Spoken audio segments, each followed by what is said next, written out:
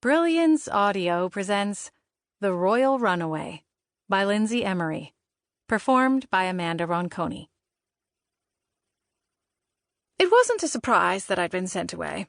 It was easier for people to manage the fallout if there wasn't a lightning rod continuing to draw the electric attention of the world. All of the Queen's advisors agreed that the best place for a jilted princess was a cold island in the middle of the North Sea, a Driedish territory called Perpetua. Why they couldn't have agreed that jilted princesses should spend 4 months in the Maldives, I would never understand. I'd returned to the palace 3 days ago, and since then my nights had rapidly deteriorated into an endless cycle of nightmares, herbal teas, and television reruns. It was really so boring. I was over Christian Fraser Campbell. Completely. The man had left me at the altar. Why I kept having the same dreams about him, I had no idea. He would be in a dark tunnel, running away from me. Then I would run after him, which would never happen in real life. I have my pride. I'd call his name, praying that he would stop running, that he would shout something back in his charming Scottish brogue. But he'd always stay silent.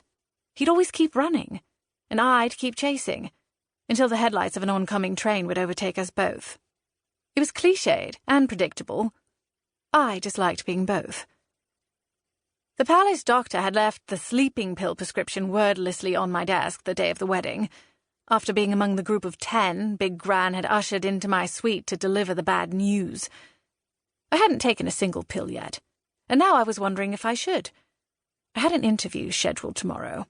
Princess Theodora's first post-jilt interview with Chantal Lewis of the Drieden. Another lost night of sleep would mean that the dark circles under my eyes could not be concealed by the usual layer of makeup. My makeup artist, Roberto, would have to bust out the hard stuff, which he would moan about, and then I'd apologize for it, and there would be a whole uncomfortable balance of power over heavy-duty concealer. Hashtag princess life. Hashtag the struggle is real. I was over my ex. Really, I was. Which is why I was heading toward my bathroom to fill a glass of water and take a pill. To forget about the bastard, and to prevent under-eye circles. But instead, something drew me back to the large window that overlooked the city below. The palace stood above the city on a bluff that probably had been quite daunting in the Middle Ages. In the 21st century, the city had climbed up to meet the palace, many of the buildings standing at or above the height of the tallest tower of the ancient home of the rulers of Drieden. I pulled the thick brocade curtains back and stared at the lights of the city, still beaming bright even after midnight. Sharing the name with the country, Drieden City was a beautiful mix of modern and historical, quaint and contemporary. It had started to crumble into redundancy in the early 20th century, with the decline of the traditional shipping industry that had sustained it for centuries. But then, oil was discovered. First, crude oil bubbled out of the marshlands. Then it oozed out into the triangle of the dark, cold North Sea that Drieden controlled, and a nation was given its second life.